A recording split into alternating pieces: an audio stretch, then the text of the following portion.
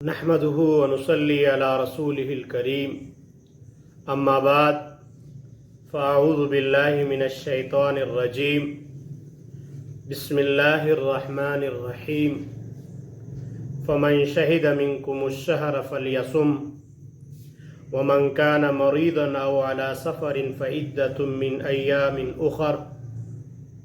يريد الله بكم اليسر ولا يريد بكم العسر صدق اللہ العظیم۔ میرے محترم دوستوں اور بھائیوں، رمضان المبارک کا مہینہ چل رہا ہے، اس حوالے سے کچھ معروضات عرض کروں گا۔ اسلام کے ارکان میں سے ایک رکن رمضان کے روزے رکھنا بھی ہے، اور مسلمان پر یہ فرض ہے، لیکن کچھ حالات اور کچھ کیفیات ایسے ہیں جہاں اللہ تعالیٰ نے انسان کو رخصت اور اجازت دی ہے کہ اگر کوئی روزہ نہ رکھے بعد میں ان کا قضا کرے تو اس کی گنجائش ہے، لیکن ان حالات کے اندر انسان کے اندر اتنی طاقت ہو کہ وہ روزہ رکھ سکتا ہو تو پھر اسے چاہیے کہ وہ روزہ رکھے۔ اور اسی طرح اللہ رب العالمین فرماتے ہیں فَمَنْ شَهِدَ مِنْكُمُ الشَّهْرَ فَلْيَصُمْهُ، تم میں سے کوئی رمضان المبارک کے مہینے کو پائے تو اس کو چاہیے کہ وہ روزہ رکھے۔ وَمَنْ كَانَ مَرِيضًا أَوْ عَلَى سَفَرٍ فَعِدَّةٌ مِّنْ أَيَّامٍ أُخَرَ، اور جو مریض ہو، بیمار ہو یا سفر پر ہو تو اس کے لیے گنتی ہے دوسرے دنوں کی۔ کہ ایک شخص ہے، وہ اتنا مریض ہو چکا ہے کہ اس کے اندر یہ طاقت نہیں کہ وہ روزہ رکھ سکے۔ اگر وہ روزہ رکھتا ہے تو اس سے اس کی بیماری کے بڑھ جانے کا خطرہ ہے اور اس کی جان کو خطرہ ہے،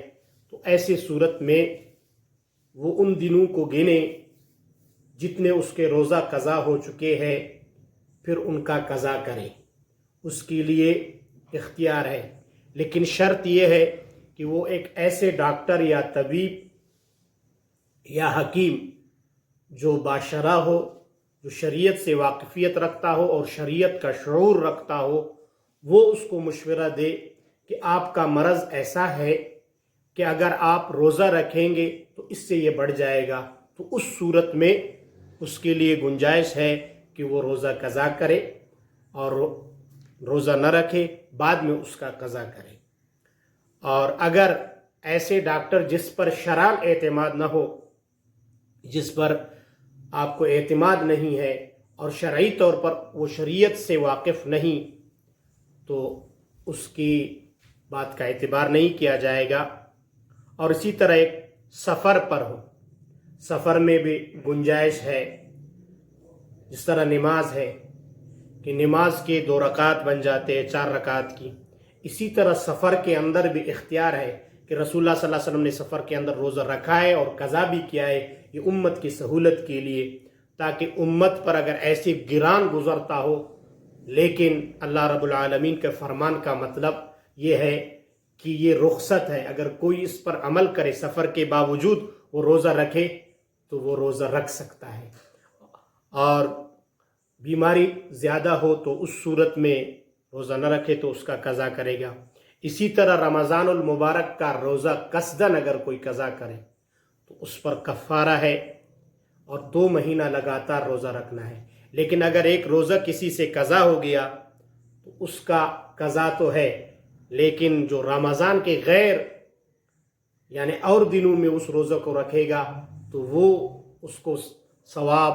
نہیں ملے گا جو رمضان کا ہے، اور اس برکتوں سے اور رمضان کے برکتوں سے وہ محروم رہے گا۔ حدیث میں ہے، حضرت ابو ہریرہ رضی اللہ تعالیٰ عنہ فرماتے ہیں من افطر یوما من رمضان من غیر رخصت ولا مرض لم یقض عنہ صوم الدہر کلہ وان صامہ، فرماتے ہیں کہ جو رمضان کا کوئی روزہ قضا کرے بغیر مرض کے، کہ وہ بیمار نہیں تھا یا کسی غیر کوئی ضرورت نہیں تھی، تو وہ شخص اگر پورا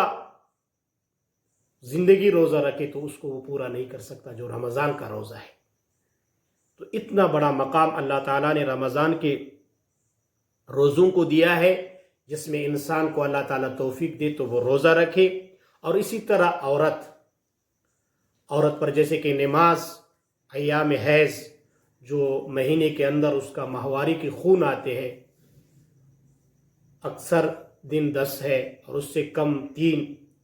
اور ان کے عادات کے مطابق ہوتے ہیں، تو ان دنوں میں نماز ان پر تو معاف ہے لیکن روزہ معاف نہیں ہے۔ روزہ کو قضا کریں گے، بعد میں اس کا قضا ہے۔ روزہ تو نہیں رکھیں گے لیکن بعد میں اس کا قضا ہے۔ اسی طرح ایام نفاس جو بچے کے ولادت کے بعد کے دن ہیں، تو ان دنوں میں بھی عورت پر روزہ رکھنا نہیں ہے لیکن بعد میں قضا ہے۔ تو رمضان المبارک کے اندر جو روزے رکھنے ہیں، جو طاقت انسان کے اندر ہے تو اس پر فرض ہے، لیکن جو رخصت ہے تو یہی دن ہے۔ اگر سفر پر آپ ہو اور سفر میں اگر آپ کو اتنی مشقت ہو کہ آپ طاقت نہیں رکھتے اور گران سفر ہو، تو اس میں شریعت آپ کو اجازت دیتی ہے۔ اور اسی طرح مرض بڑھ جانے کا خطرہ ہو روزہ رکھنے سے، تو اس میں آپ کو شریعت اجازت دیتی ہے، ورنہ روزہ قضا نہیں کرنا چاہیے، یہ فرض ہے اور اسلام کے ارکان میں سے ہے۔ اللہ رب العالمین قرآن کریم میں فرماتے ہیں فَمَنْ شَهِدَ مِنْكُمُ الشَّهْرَ فَلْيَصُمْهُ، تم میں سے کوئی رمضان کا مہینہ پائے تو وہ روزہ رکھے۔ وَمَنْ كَانَ مَرِيضًا أَوْ عَلَى سَفَرٍ، اور جو مریض ہو یا سفر پر ہو فَعِدَّةٌ مِّنْ أَيَّامٍ أُخَرَ، بس گن لے دوسرے دنوں کو، یعنی دوسرے جتنے دن اس کے گزرے ہیں ان کو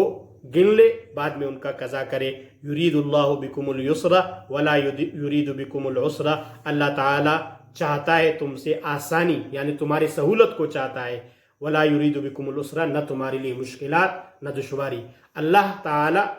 ہمارے لیے آسانیاں کرتا ہے، تو یہ روزہ انسان کی روحانی اور جسمانی فائدے کے لیے ہے، تو یہ ہم پر فرض ہے۔ اللہ تعالیٰ ہمیں